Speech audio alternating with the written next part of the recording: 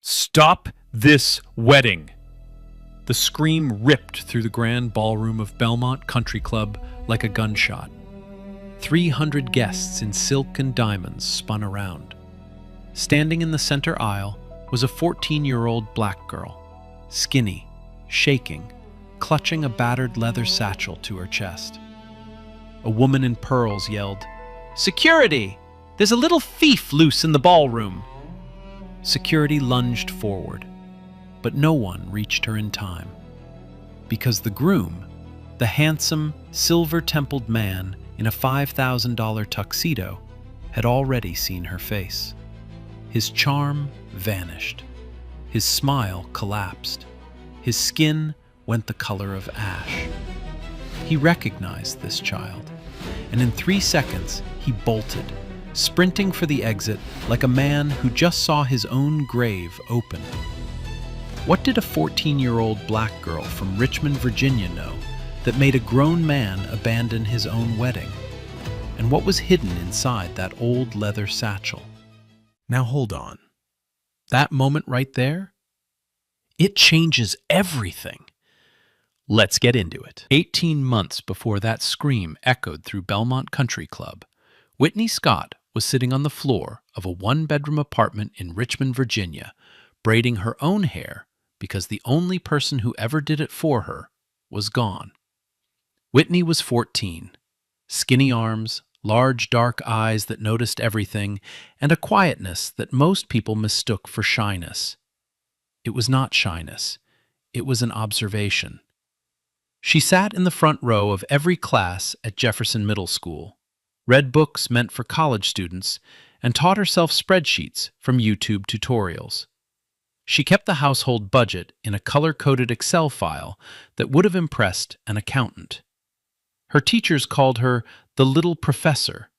Her classmates called her nothing, because most of them pretended she didn't exist. She lived with her grandmother, Ruth Scott, a 68-year-old retired schoolteacher whose arthritis had curled her fingers like old roots and whose faith was the only thing holding the roof over their heads.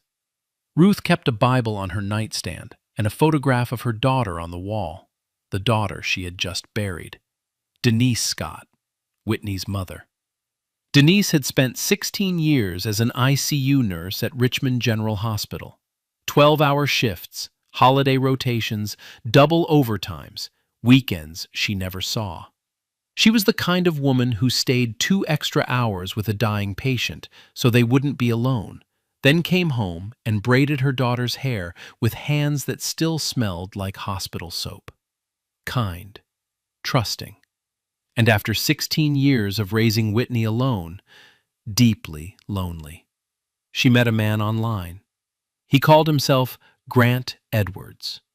Grant was white, well-spoken, and carried himself like a man who had never worried about money. He talked about yacht clubs and business ventures and a future where Denise would never work another night shift. He brought flowers. He remembered Whitney's birthday. He looked Denise in the eyes and told her she deserved to be loved. And she believed him, because after 16 years of giving love to everyone else, someone was finally giving it back. But Grant Edwards was not giving. He was taking. He told Denise about a medical technology startup, cutting-edge devices, government contracts, guaranteed returns. He showed documents with official letterheads. He introduced a business partner over video call, probably a man in a rented room reading a script. He even took her to an office in downtown Richmond with his name on the door. A 6-month lease paid with another woman's money.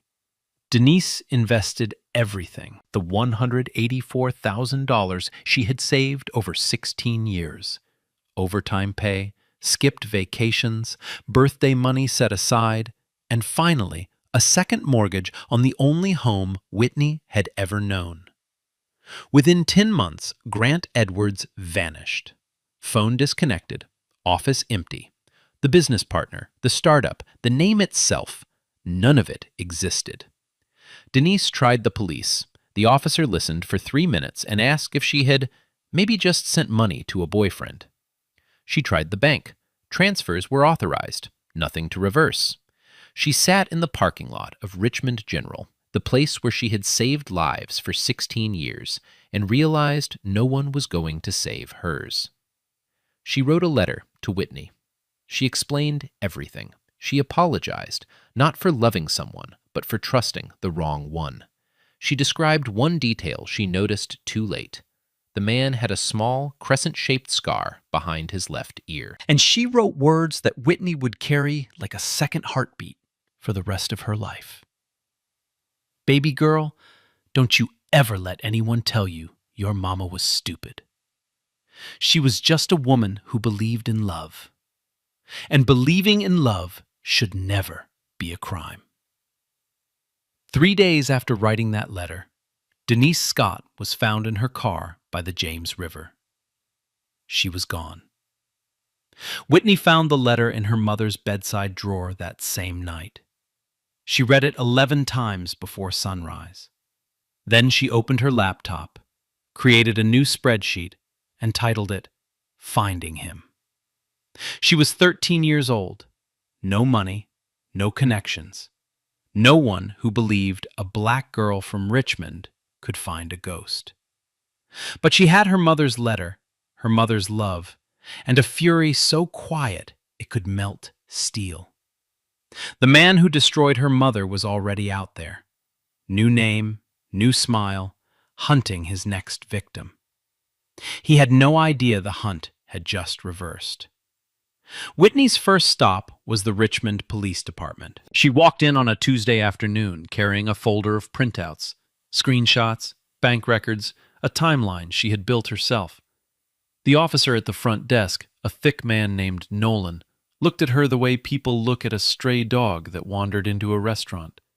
He didn't ask her to sit down. He didn't offer water.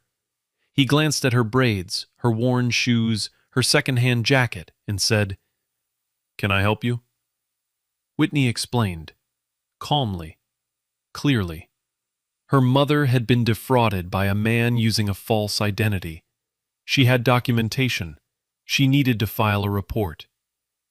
Officer Nolan flipped through 3 pages of her folder without reading a single one. Then he closed it. "Sweetheart, you need to have an adult come in and file this. We can't take a report from a minor." Whitney told him her grandmother could barely walk. Nolan shrugged. "Policy is policy." She came back 3 weeks later with Ruth, who had taken 2 buses and climbed 14 steps on swollen knees to reach the detective's office. Detective Brenda Collins was kinder. She actually read the documents. She nodded in the right places. And then she said, "Honey, without a real name, a current address, or bank cooperation, there's really nothing we can do. I'm sorry." She wrote "inactive" across the top of the file and placed it on a stack of identical folders. Whitney counted them. There were over 40. 40 women, 40 ghosts, 40 dead ends collecting dust on a metal shelf. Nobody cared. The humiliation followed her to school. Word spread the way it always does in small communities, fast and cruel. 2 girls, Tiffany and Jordan, made sure Whitney heard them in the cafeteria. "Her mama gave their rent money to some man off the internet," Tiffany said, loud enough for 3 tables to hear. Jordan laughed. "That's what happens when you're that desperate." The table erupted. Whitney sat alone, gripping her pencil until her knuckles turned white, staring at her tray, saying nothing. A teacher walked past. She heard the laughter. She saw Whitney sitting alone. She kept walking. That night, Whitney added a new tab to her spreadsheet. Victims. Other women. She began her own investigation. Public records, reverse image searches, social media archives. She was methodical, precise, tireless. She discovered that Grant Edwards had used his dating profile photo on a real estate website in Charlotte, North Carolina, under a different name. Greg Emerson. Different name, same face. And in one photo, barely visible behind his left ear, the crescent-shaped scar. Whitney found an online forum for romance fraud survivors. She posted details about Grant Edwards anonymously. Within 2 weeks, 4 women from 4 different states had sent her private messages. Each one had been conned by a man matching the same description. Gerard Ellis in Atlanta, $165,000. Graham Easton in Tampa, $250,000. Gavin Elmore in Raleigh, $130,000. Every name is different. Every name starting with the same 2 initials, G.E. Every story is identical. Lonely woman, charming man, medical startup, vanished. Whitney organized everything into a 22-page document: photos, timelines, financial records, cross-references, and brought it back to Detective Collins. Collins was genuinely impressed. She spent 20 minutes reading it. Then she looked up and said, "Whitney, this is federal territory. You'd need the FBI." Whitney asked for the number. She called from her grandmother's kitchen phone. She was put on hold for 45 minutes, transferred 3 times. Finally, a weary voice told her to submit a tip through IC3, the Internet Crime Complaint Center. Whitney submitted the tip that same night. She received an automated confirmation email. Then nothing. Days of nothing.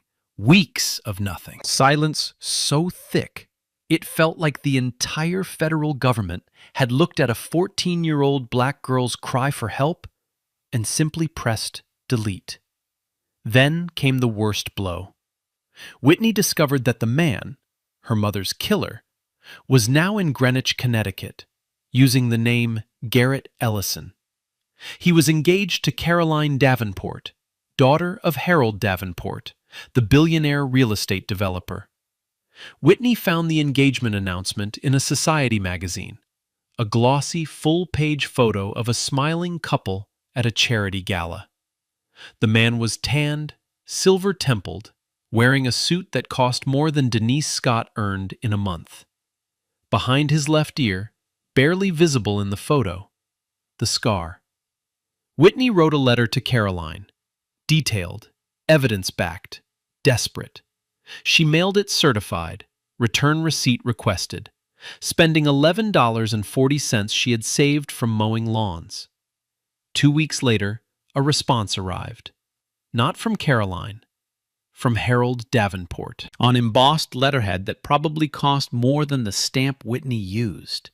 "Young lady, I don't know who put you up to this pathetic stunt, but if you contact my daughter again, I will have our attorneys ensure you regret it. Garrett Ellison is a respected businessman and a cherished member of this family. Your baseless accusations are disturbing, and frankly, given your background, not surprising. Do not write to this address again." Given your background. Whitney read those 3 words over and over. She knew exactly what Harold Davenport meant. Not her background as a child, not her background as an orphan, her background as a black girl, a poor black girl, a poor black girl who dared to accuse a rich white man in a world where rich white men are always believed and poor black girls are always ignored. The police dismissed her. The FBI forgot her. A billionaire threatened her. And the man who stole her mother's life was about to do it again. In a country club where the cheapest bottle of wine cost more than Ruth Scott's monthly Social Security check. Every door, every single door had slammed in her face. This part right here? Yeah, this pissed me off. You got a 14-year-old girl out here doing more than the police, the FBI, and a whole billionaire. Like, how does that even make sense? And they still looked at her like she was nothing. That's crazy to me. So now think about it. You're 14. You're by yourself. every single door just keeps shutting on you. Be real. Most people, they're done right there. They're done right there. That night, Whitney pinned Harold Davenport's letter to her bedroom wall, right next to the wedding announcement. She stared at them both, the billionaire's threat on the left, the con man's smile on the right. She opened her laptop. She opened a new spreadsheet tab and titled it, The Wedding Plan. The wedding was in 3 months, and if the police wouldn't stop it, if the FBI wouldn't stop it, if a billionaire could threaten a child and face no consequences, then a 14-year-old girl from Richmond, Virginia, with a leather satchel and her dead mother's letter, would stop it herself. Whitney needed 3 things to stop that wedding: proof that Garrett Ellison was a fraud, testimony from his other victims, and a way inside Belmont Country Club. She started with the proof.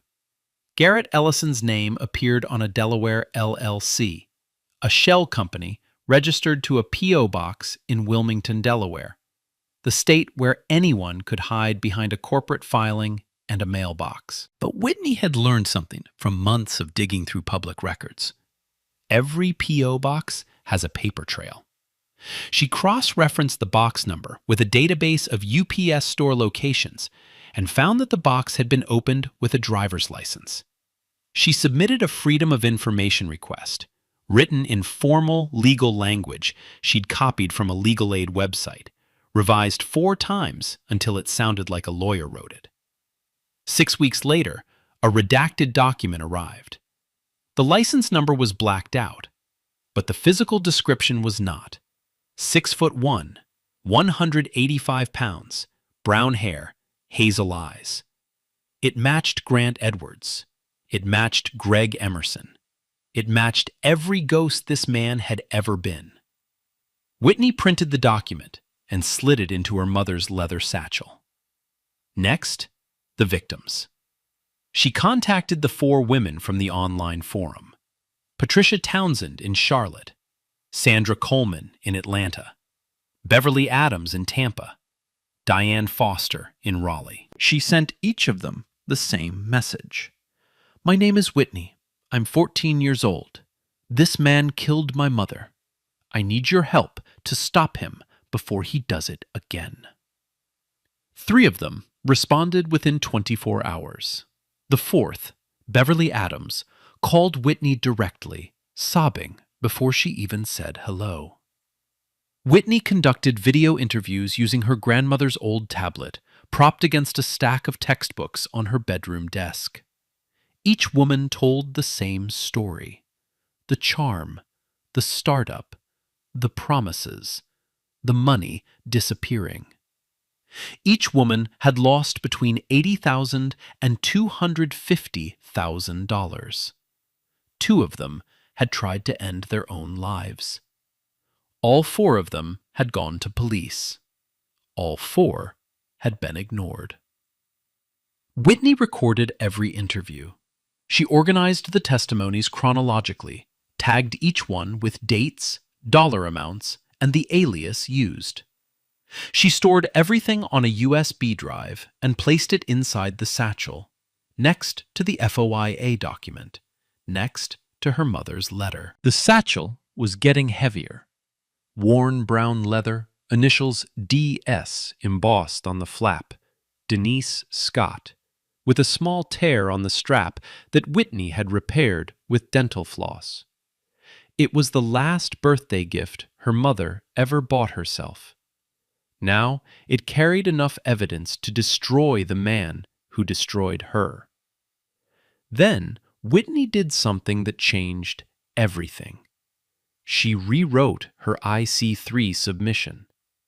Not the scattered tip she had filed months ago.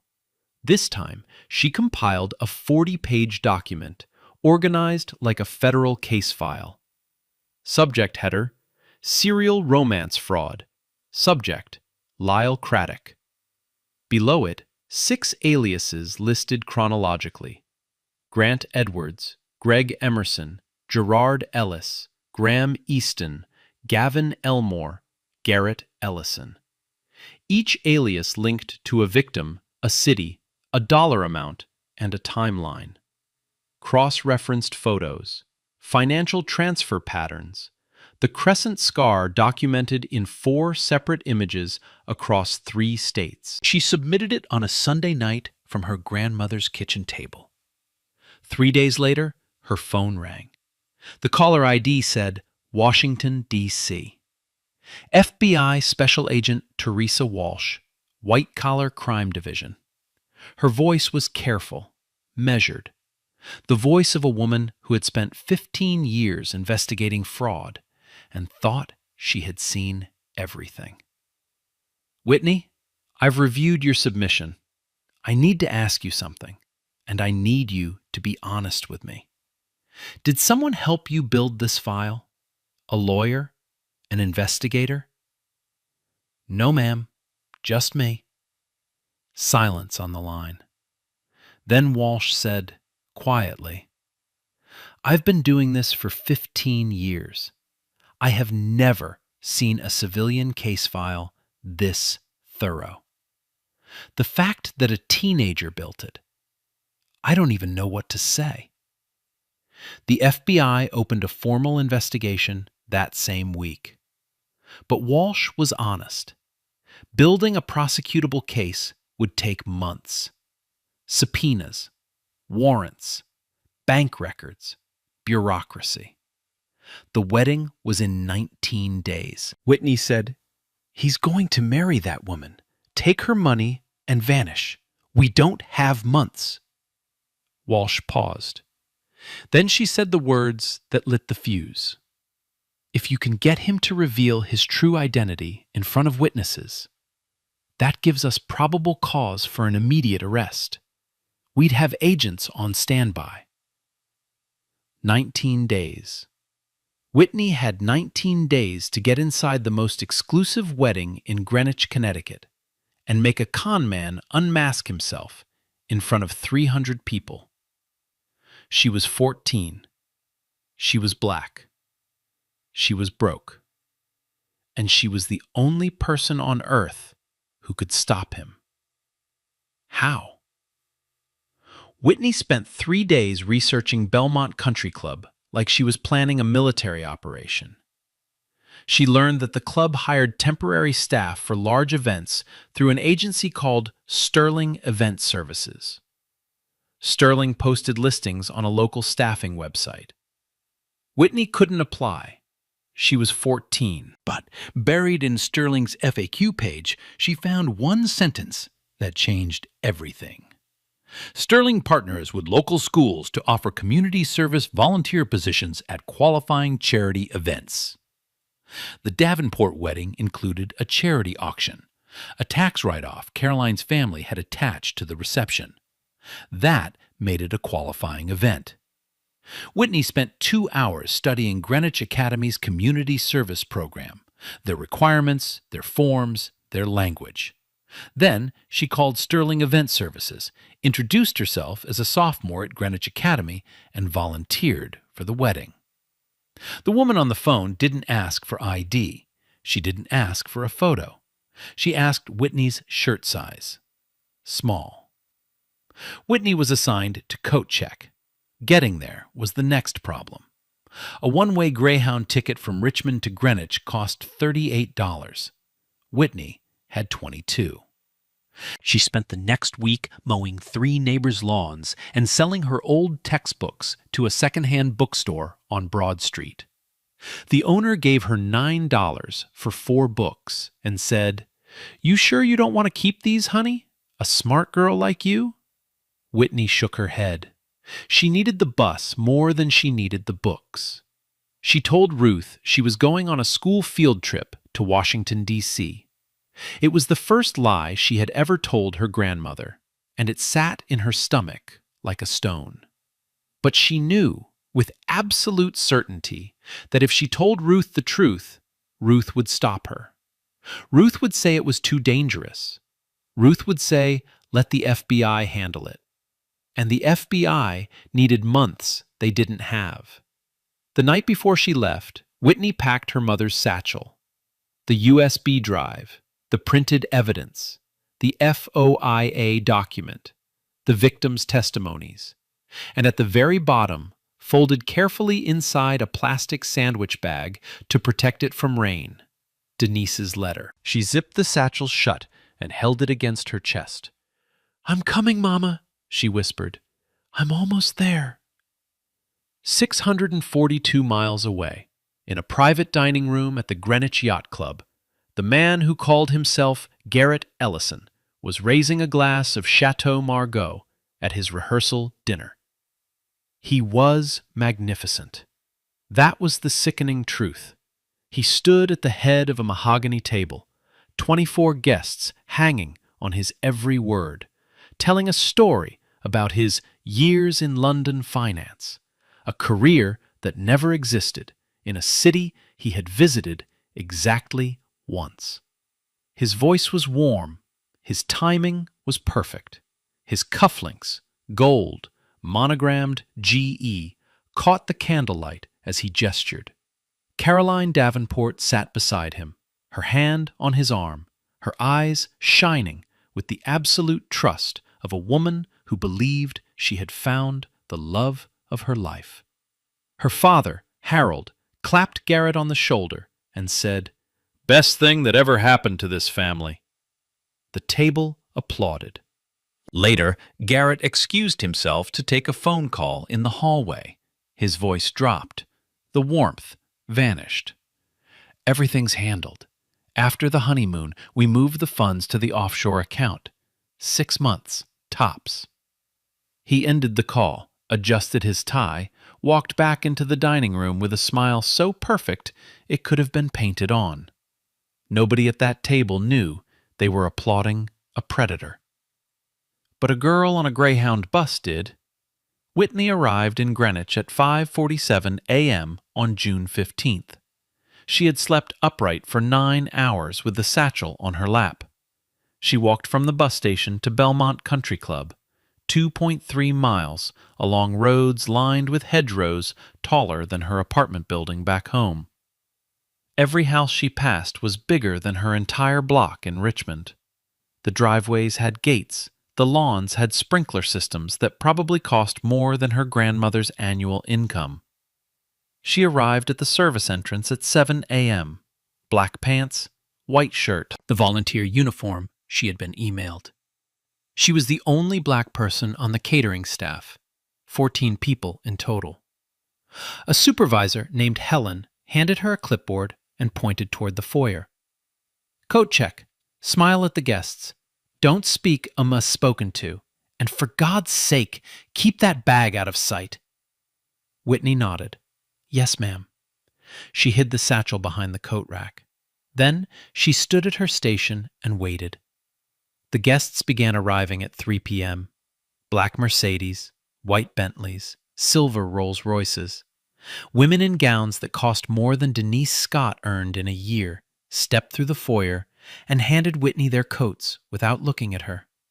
One woman dropped a fur stole on the counter and walked away mid-sentence. She was on the phone, laughing, and didn't register Whitney's existence at all. Another woman looked Whitney up and down, slowly, top to bottom, and said to her companion, "They're really scraping the bottom of the barrel with the help these days, aren't they?" Whitney smiled. "May I take your coat, ma'am?" The woman didn't answer. She was already gone, invisible. A black girl in a service uniform at a white country club wedding. No one saw her. No one questioned her. No one imagined for even 1 second that this skinny child hanging coats in the foyer was carrying enough evidence in a leather satchel to bring down the groom and send him to federal prison. Invisibility, Whitney realized, was not a weakness. It was a weapon. At 4 p.m., the ceremony began. Whitney watched through a crack in the ballroom doors. She saw the string quartet. She saw the white roses.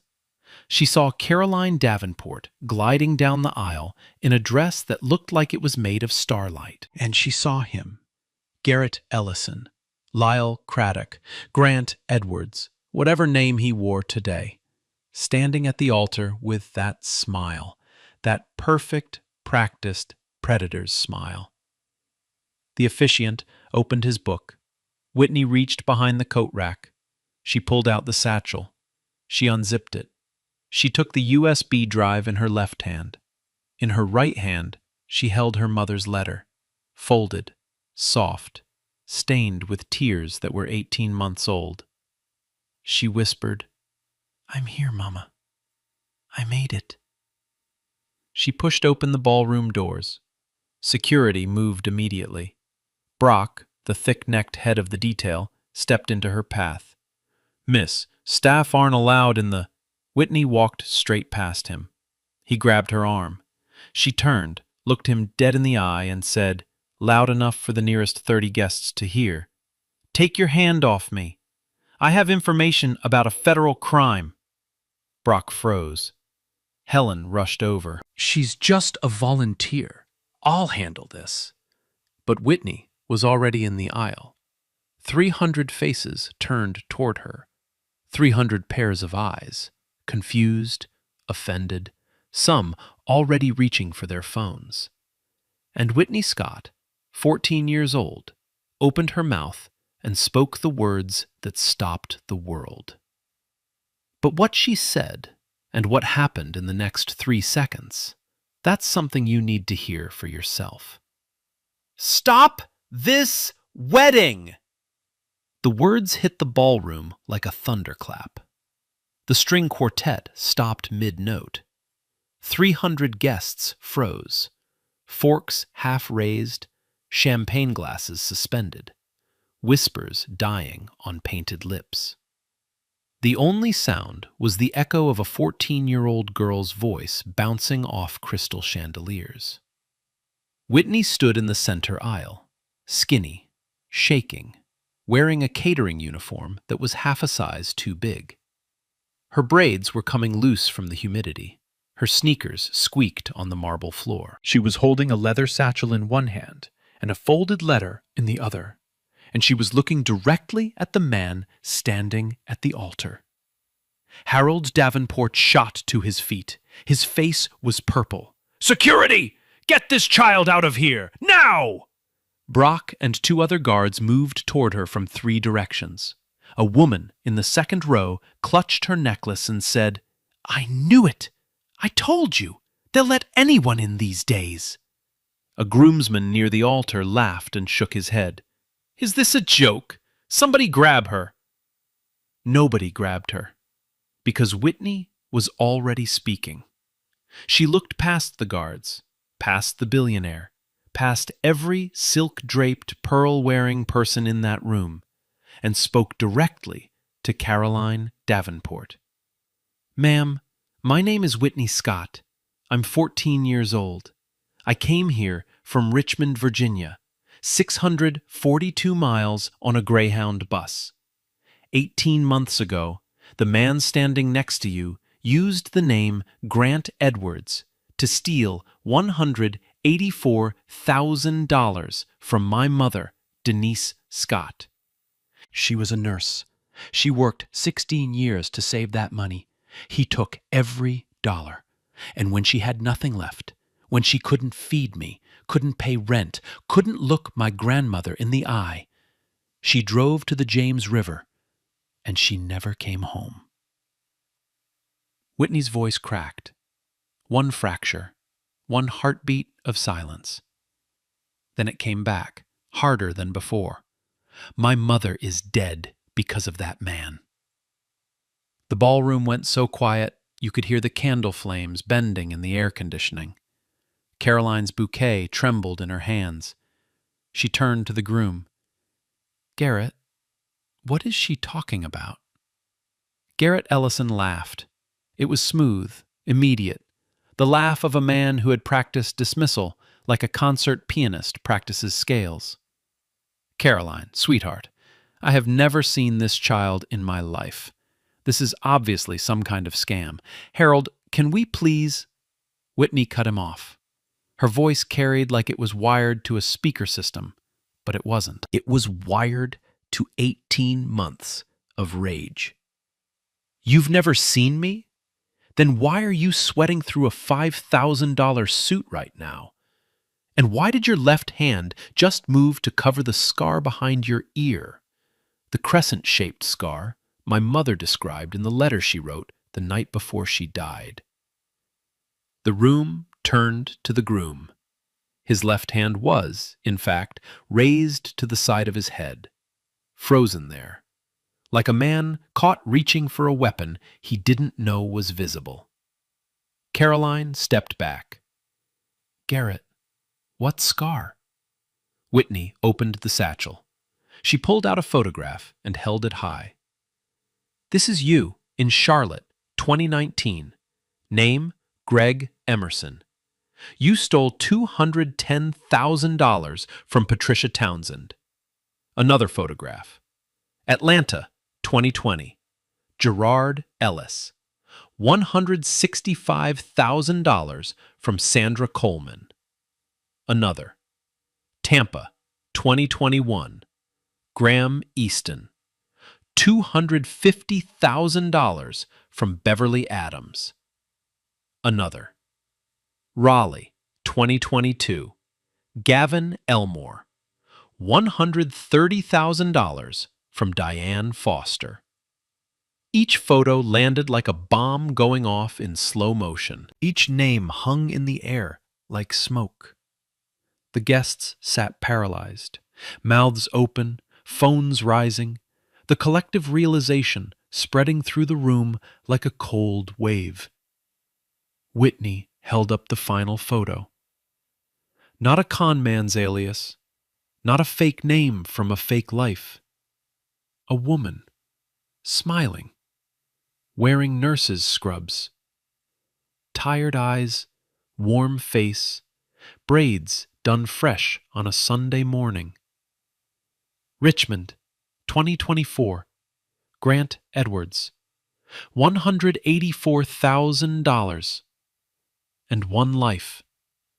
My mother, Denise Scott. Whitney looked at the groom.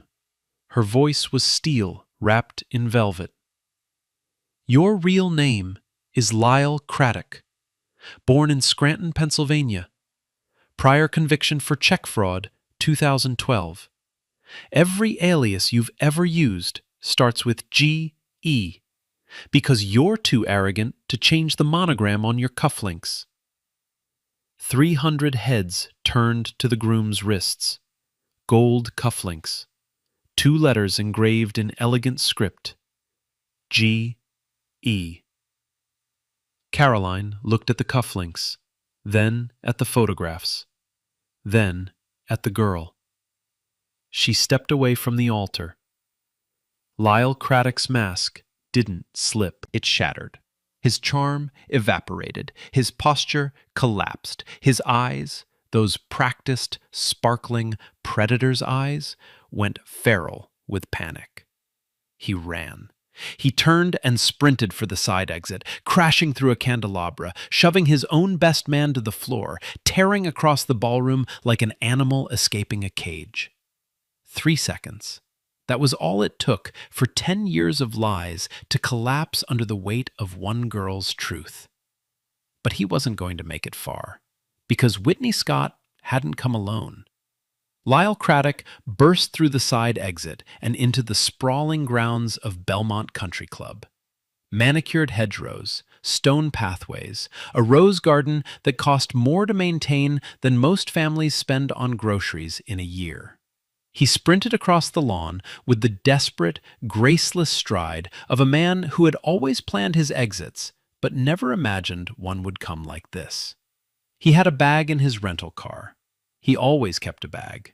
Cash, a passport under a name no one in that ballroom had ever heard. A burner phone with one number saved. He had done this before. Not the running, not exactly, but the vanishing. He was good at vanishing. He had built an entire life around the ability to become no one in under an hour. The parking lot was 200 yards away. He could see the rental car, silver sedan, backed into the space nearest the exit, just the way he always parked. Always ready. Always one step ahead. He reached into his pocket for the keys, and then he saw them. Two unmarked black SUVs parked side by side at the country club gates, doors already open, 4 figures in dark tactical vests fanning out across the parking lot with the calm, practiced movement of people who had done this 100 times. FBI Special Agent Teresa Walsh stepped forward, badge raised, voice flat, official, and final. "Lyle Craddock, you are under arrest for wire fraud, identity theft, and interstate fraud. Do not move." Lyle stopped. His shoes skidded on the gravel. He looked left. Agents. Right? Agents. Behind him, the ballroom doors exploded open and guests poured out onto the terrace, phones raised, recording everything. 300 witnesses, 300 cameras. Nowhere to run, nowhere to vanish. No new name that could save him now. For 10 years, Lyle Craddock had relied on one simple truth. People are too ashamed to fight back. The women he destroyed were too embarrassed to go public.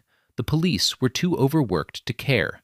The system was too slow to catch him. He had counted on silence and shame, the way other men count on paychecks. He never counted on Whitney Scott. And then Lyle did something that no one, not Walsh, not the agents, not the 300 guests with their phones, expected. He turned around. He walked back toward the ballroom, not running this time, walking, slowly. His face twisted into something between rage and disbelief. He walked straight toward Whitney, who was standing at the edge of the terrace, still holding her mother's satchel. He grabbed her by both shoulders. His fingers dug into her arms. His face was inches from hers. This 42-year-old man, towering over a 14-year-old girl, his eyes wild, his teeth clenched, his voice shaking with fury. "You stupid little girl. You have no idea what you've done. Do you understand? You've ruined everything."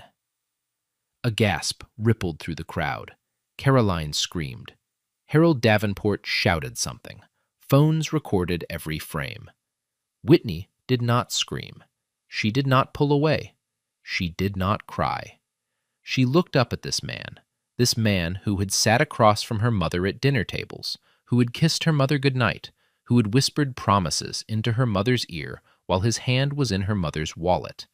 And she held his gaze with the stillness of someone who had already survived the worst thing that could ever happen to her. "I did what my mama couldn't," Whitney said. "I stopped you." Her voice was not loud. It did not need to be. Every person on that terrace heard it. Every phone captured it. And in that moment, the entire balance of power in the universe shifted. From a man who had spent a decade taking everything from vulnerable women to a child who had nothing left to lose and nothing left to fear. Agent Walsh was there in 3 seconds. 2 agents seized Lyle's arms and wrenched him away from Whitney. He was forced to the ground, face pressed against the same gravel that lined the driveways of the mansions he had always pretended to own. Handcuffs clicked shut. "You have the right to remain silent," Walsh said. And for the first time in his life, Lyle Craddock had nothing to say. The chaos did not stop. It rippled outward. Guests shouting, security scrambling, Caroline collapsing into a chair on the terrace, Harold Davenport standing motionless with his mouth open. The string quartet still holding their instruments like they were waiting for someone to tell them what to play at the end of the world. But for Whitney, the noise faded. Everything faded. She walked away from the terrace, down the stone pathway, into the rose garden, alone. The late afternoon sun was turning everything gold. The hedgerows, the white petals, the surface of the ornamental pond at the garden's center. Her catering uniform was wrinkled. Her braids had come undone on one side. Her sneakers were scuffed from 642 miles of travel, and the hardest walk of her life, the 30 feet from the foyer to the altar.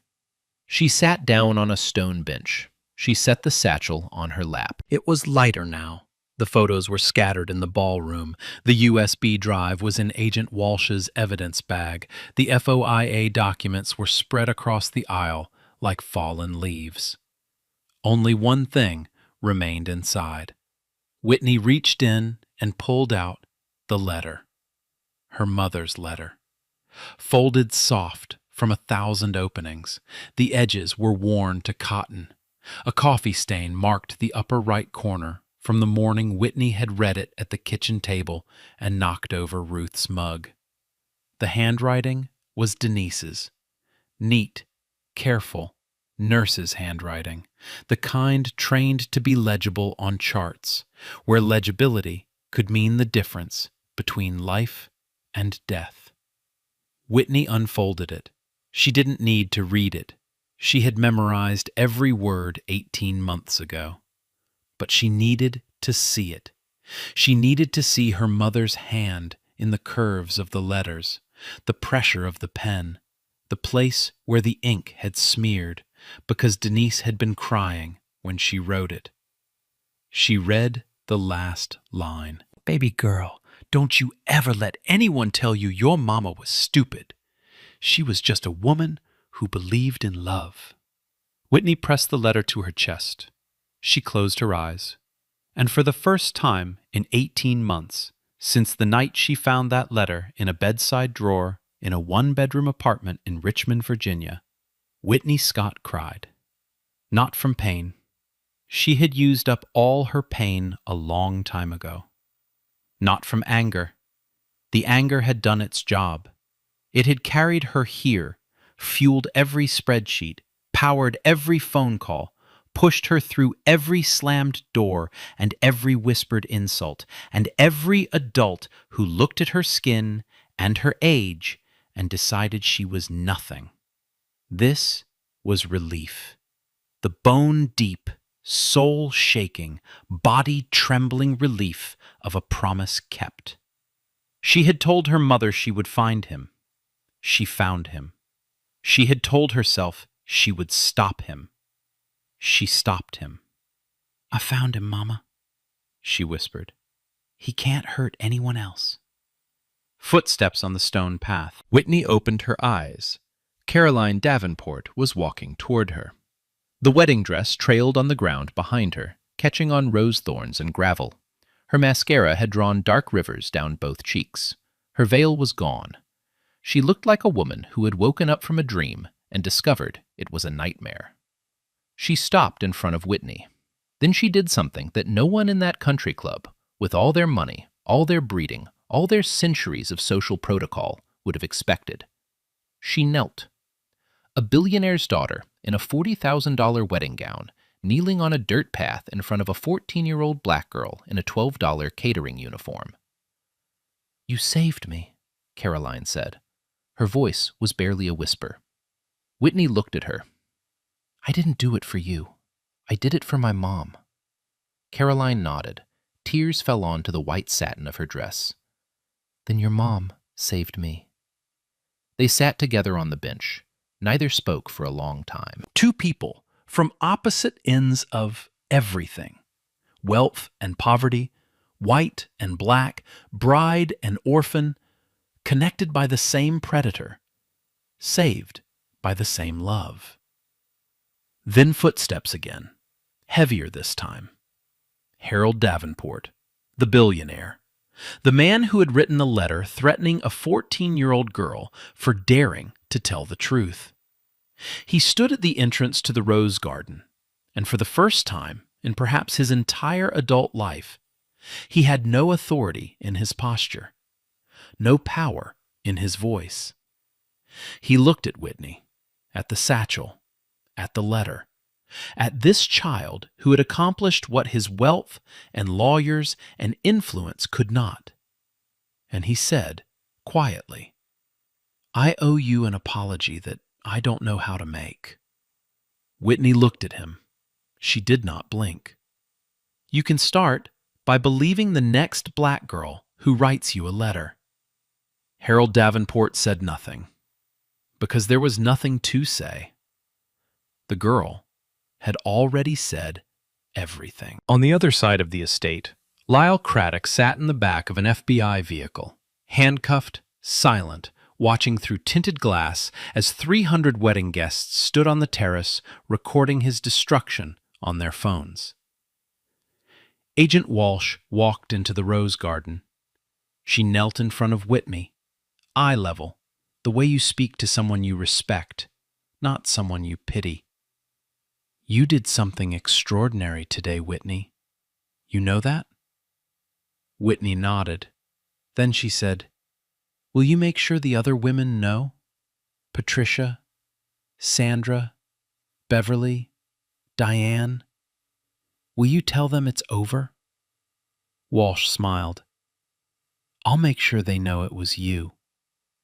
Whitney shook her head. "No. Tell them it was my mother. Tell them it was Denise Scott." The FBI formally charged Lyle Craddock that evening. 14 counts of wire fraud, 6 counts of identity theft, 2 counts of interstate fraud. Total confirmed stolen, over $1.2 million from 6 women across 4 states. Whitney gave her official statement in the back of Agent Walsh's SUV, wrapped in a blanket from the country club's linen closet. When the recorder clicked off, Walsh said, "The lead prosecutor called me 20 minutes ago. His exact words, 'This is the most organized fraud case file I've ever received. And a 14-year-old built it.'" Whitney didn't smile. "My mama kept good records at the hospital. She taught me, if you write it down, it's real. If you don't, it never happened." Caroline Davenport found Whitney before she left, changed out of the wedding dress, jeans, sweater, face scrubbed raw.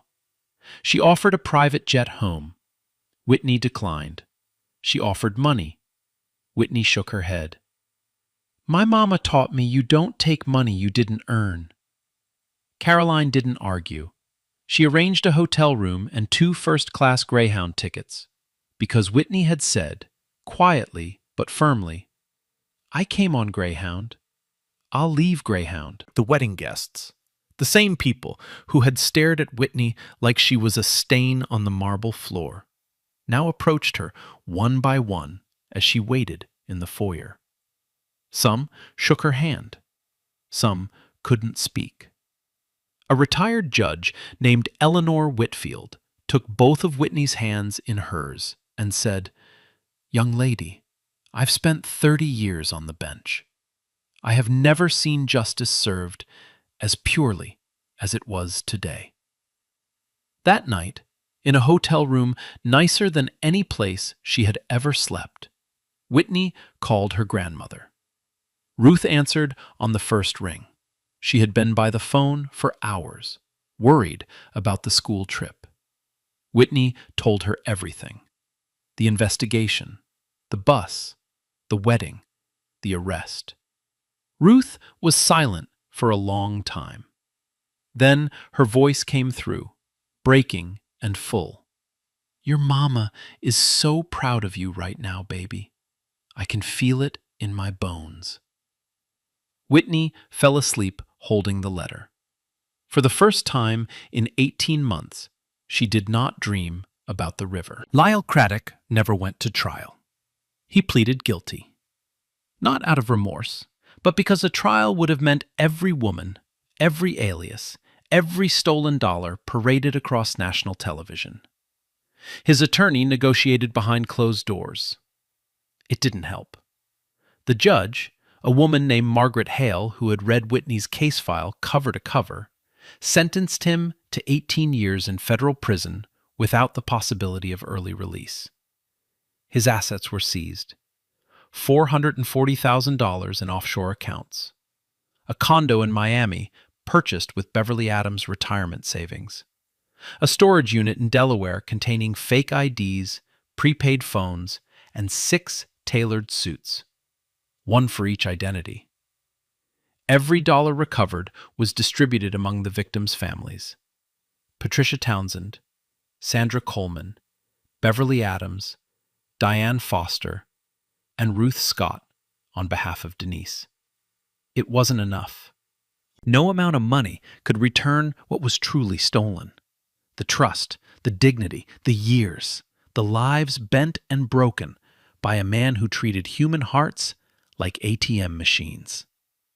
But it was something. It was validation. These women were not fools. They were not desperate.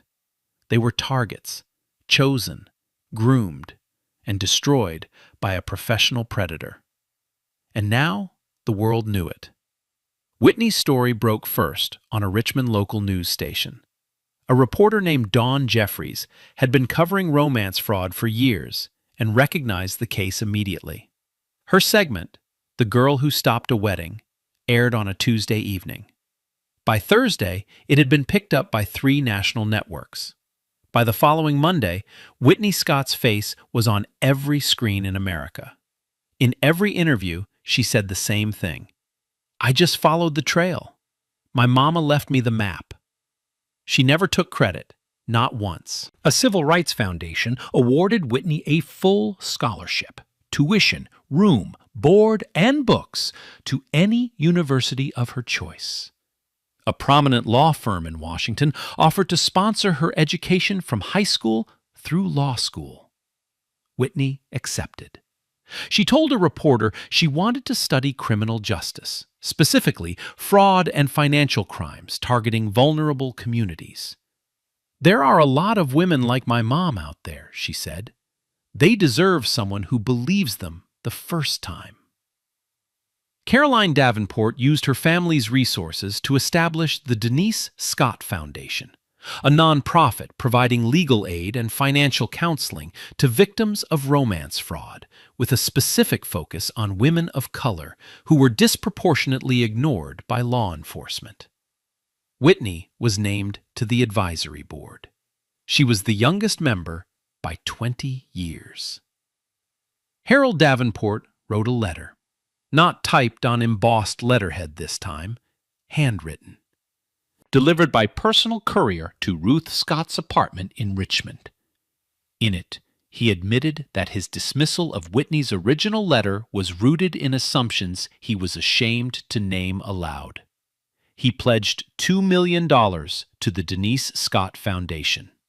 And he wrote one line that Ruth read to her church congregation the following Sunday. "You taught an old man that justice doesn't come from power. It comes from courage. And courage doesn't care about age or color." Ruth framed the newspaper article about Whitney and hung it on the wall next to Denise's photograph. The one in the nurse's scrubs, the tired eyes, the warm smile. She told her congregation, "My granddaughter is 14 years old, and she already changed the world. Imagine what she'll do at 24. Whitney went back to Jefferson Middle School. She sat in the front row. She opened a new spreadsheet, this one for her college application timeline. Tiffany and Jordan, the girls who had laughed in the cafeteria, said nothing. One of them slipped a note onto Whitney's desk. "I'm sorry." Whitney read it, nodded once, and put it in her satchel. The satchel was empty of evidence now. But it wasn't empty. It carried something heavier than photographs and court documents. It carried proof that love, even when it's broken, even when it's exploited, even when it's used as a weapon against the person who gave it, can still build something indestructible. Whitney Scott's story is not just about catching a con man. It is about what happens when the world decides, before you open your mouth, before you show what you can do, before you even get a chance, that you are worth nothing. Because of your age, because of your skin, because of the second-hand dress you're wearing and the bus ticket you bought with lawn mowing money. It is about a system that failed at every level. Police who shrugged. Federal agents who filed a tip and forgot it. A billionaire who looked at a child's cry for help and saw a threat to be crushed. And a man, a predator, who spent a decade exploiting the one thing that should never be used as a weapon, a woman's desire to be loved. But more than anything, it is about a girl who refused to accept that the world was right about her. Every door slammed shut. She knocked on the next one. Every adult dismissed her. She built her own case. Every system told her to wait. She decided she was done waiting. Whitney Scott did not have money. She did not have power. She did not have connections. She had a spreadsheet, a leather satchel, a dead mother's letter, and the kind of courage that most people only dream about. And she won. Not because the system worked, because she worked. Because she was smarter, more determined, and more relentless than every person who underestimated her. And there were hundreds of them. Real talk. This is exactly why I told this story. You've got a 14-year-old girl outsmarting every adult in the room, and nobody says a word. Nobody gives her credit, not until she forces them to. And let's be honest, we all know why. Because she's black. That's what makes it worse. Denise raised a whole genius, and the world looked at her daughter like she was nobody. Yeah, that's not okay. Never was. If this story moved you, if you believe that courage has no age, that justice has no color, that every voice deserves to be heard, then share this video with someone who needs it today. Tell me in the comments, what would you have done in Whitney's shoes? And if you haven't already, subscribe, hit the bell, and stay with us, because we tell stories the world tries to silence, and we will never stop.